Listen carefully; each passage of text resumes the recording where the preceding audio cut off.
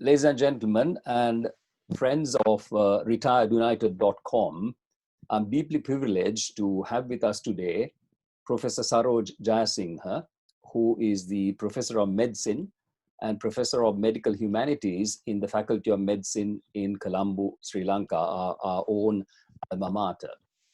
Now, I first got to know Saroj when he was a medical student, a few years junior to me.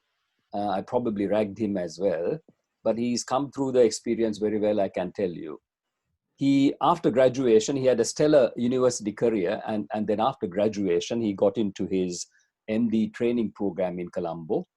And after finishing the MD, he proceeded to Bristol, where I got to know him even better, because I was just up and coming lad in Cardiff, making my way around in Cardiff.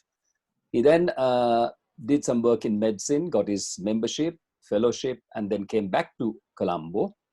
And to cap it all, he did a PhD in Colombo. And his thesis was on poverty, ill health, and social welfare policies, a study of the urban poor in Sri Lanka. Now, this underlines Saroj's great interest in social inequality and its effects in medicine, on community health rather. He has published nearly 180 publications, and he is also the author of several recent publications on modeling the pandemic, particularly the pandemic and dealing with the poor. Now, Saroj, I'm delighted to have you here as our first interviewee, and I'm really grateful that you have spent this time with me. You're going to spend this time with us, and I'm looking forward to your views on the situation in Sri Lanka. Can I just ask you to start off whether you can summarize the COVID-19 situation in Sri Lanka in terms of case numbers, fatalities, socio-demographic patterns, and so on? Yeah, sure. Thank you very much. It's a great pleasure, and it's a privilege to be able to speak to all of you. And Kuvera has been so very helpful in my career throughout. And thank you once again, Kuvera, for inviting me. How it goes. So the current situation, this is as of 10 a.m., 31st of May. It's not it's May. Right now, we have 1,620. And this is the breakdown. It's there, which you see. The number of foreigners who had the infection, the number of, this is all imported, and these are the local cases. Right. So, Saroj, can I just interrupt you there? Sure. If your total confirmed numbers are only 1620, yes, there are several possibilities. One is that you're not detecting everybody, you're not testing everybody. And those who come with minor symptoms don't get tested, and therefore they're not identified. The other is that somebody is not giving you accurate figures. And the third is that these figures are accurate, and that's the real number. Now, I believe the numbers. Yeah. Because I know the people who are doing the tests and how they're doing it. I know the people who are involved and how rigorous they are in their methodology. Yeah. You're having top class immunologists, virologists, few in number, but who are manning these places. Yeah. There is no way that any politician can muck around with the figures, because there's a whole string of people involved. Right. So I believe these numbers. But can I also ask you about this Navy cluster? What happened there? Yes. Now, Navy cluster was very unfortunate because you see, we are all learning as we go along. I tell this to other, when people talk about why we made that mistake. Well, yes, people did make mistakes. I mean, the whole West, all the European countries and America and USA, with all their knowledge and the humongous institutions they have, underestimated this. They made a blunder. They have blundered. There are hundreds and thousands are dying because they have blundered. Now, we also have blundered because unfortunately, when the Navy guys went to arrest people who had, there were one or two instances where drug dependents were tested positive, and they had to go after them because these guys disappeared. And when they went and tackled some of these people, in the process, they were not wearing PPEs. Now, that was a mistake, Mm. right? Because at that stage, they didn't, I mean, PPEs, it was just coming in. We are not a PPE culture, you see. You know how people, I mean, they don't even wash their hands after examining patients in some instances. Now they have changed, but that's the sort of culture we have had. So the so one or two Navy guys got it. No one thought that that would happen. And in Valisara, you have 4,000 plus Navy personnel, youngsters, living in about 50 acres of land. And these are all dormitories. Dormitories, they're sharing 40 toilets. And and these are youngsters. They were feeling okay. You have a huge number of asymptomatic people. And that, okay. So let me now show you the next slide, the demographics. Now, here is another website, covidiq.lk, Yeah. right? Which gives you daily information. This is a private sector plus getting information from Epidunit, etc. And this is the total age distribution which we are seeing. Yeah. So male predominance and middle-aged people Yeah. involved, even one or two infants were involved. Yeah. That's again from, this is again shows us the number of cases color coded. And now you'll see no community transmission. Mm. All these cases are people who have come from returning from other countries. And the red one is mainly the Navy cluster. Okay. So it's growing. See, we are in a situation where it's distributed in all these areas, Yeah. but we are still, it's still in clusters. It hasn't really gone into the community. Yeah. Okay. So. And what do you think has resulted in that? What action did you take that prevented it going into the community? I think it's the preventive, the contact tracing. See, it's a unique model. This is why we are in this stage still. Yeah. We haven't gone into this. Yeah. We are still able to trace and say this person was in contact with a person who had COVID. Yeah. So we're Okay. still here. Okay. Right? Yeah. Okay. Saroj, I don't know whether you're going to talk about this, but what about children? What about the multi-system inflammatory syndrome, so-called?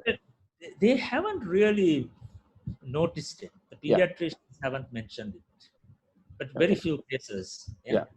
So there have been a few cases, though. Yeah. Okay. So now the strategy to control. Yeah. We close the airport. Yeah. And we trace the returnees. Yeah. And contact tracing. Now this is where we've scored, and this is the unique one, which the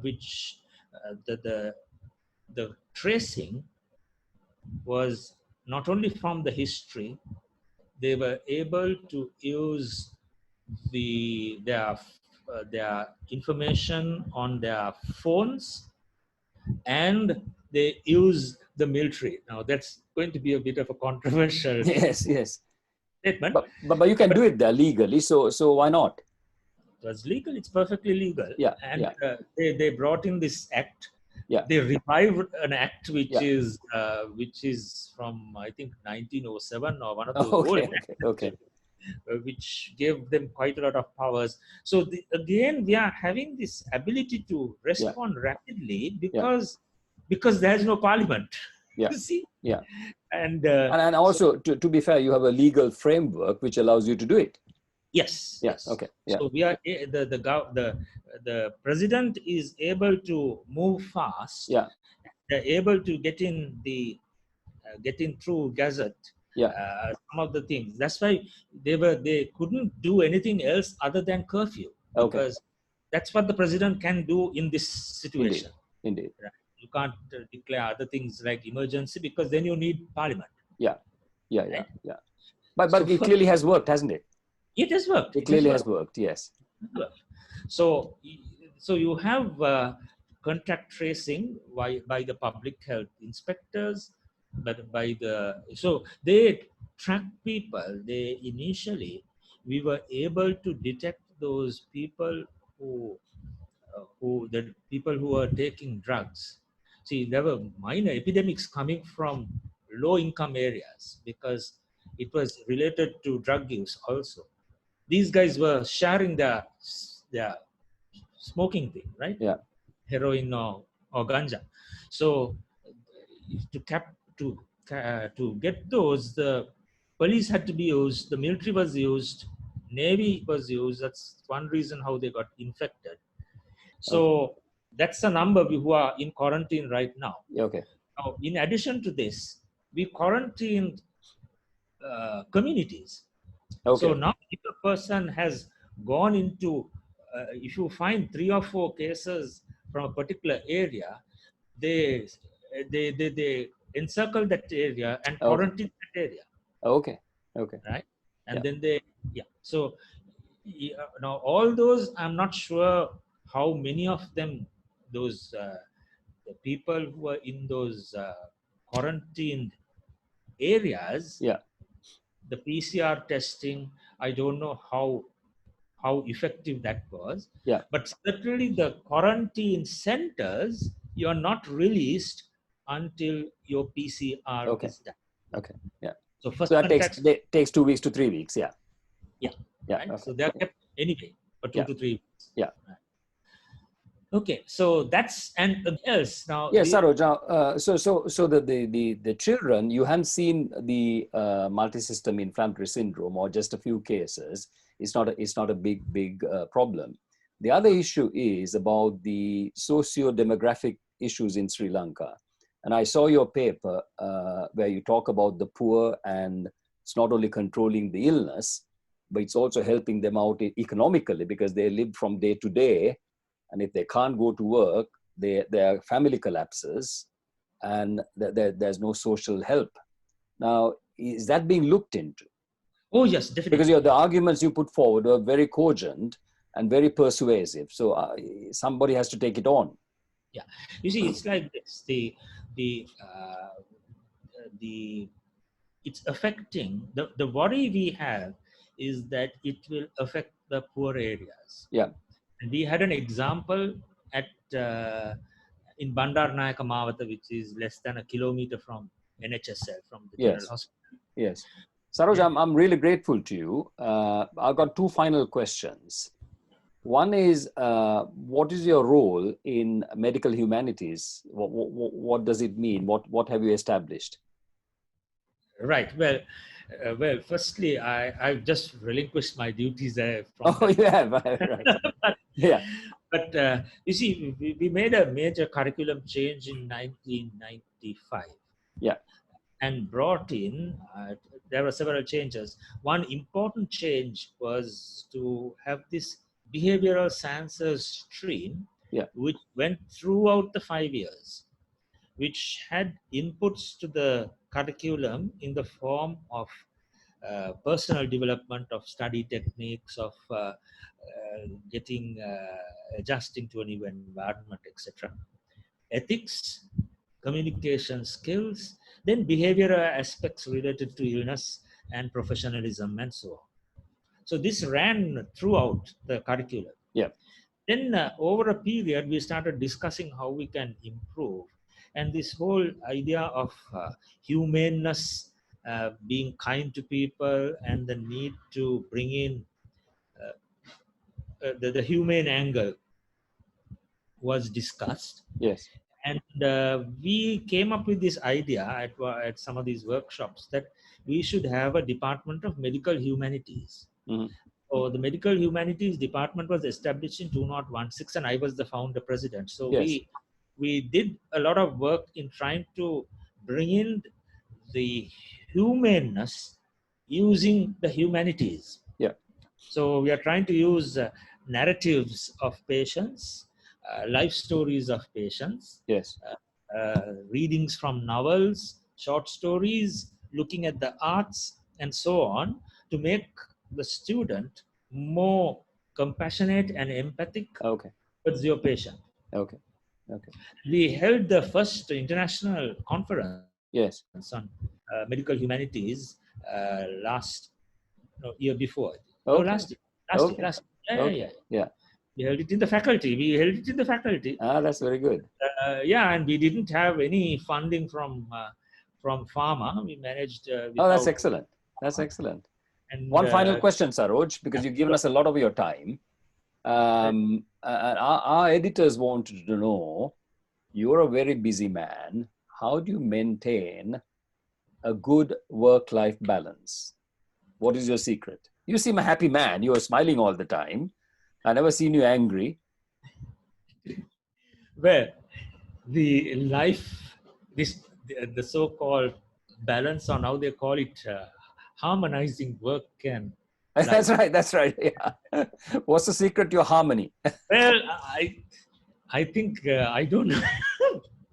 Damani is here and she's making signs to say I that see. Yeah. there is no Is she part balance. of it then? Is she part of the harmony then? She's saying that I'm taking too much time on my professional life. Tell her Sobini tells me the same thing. so, I mean, I think it's because we enjoy our work. Yes. I think that's the key. And if you enjoy your work and you enjoy the process, then work is not something which is alien to you, and which I mean, you like it. You're doing what you like. It's not a burden. Huh? It's not a burden. Of course, Yeah. it can have I mean, prior practice and things can take Yes. your Yes. valuable time. But, Yes. I think that's probably. Yeah. Well, Saroj, I'm really grateful to you for all what you've said so far and giving us of your time. I value it because we all respect you in our group, and as one of the chaps who's achieved a lot in medical education, in medicine, in the humanities, and so on, it's been a privilege to interview you.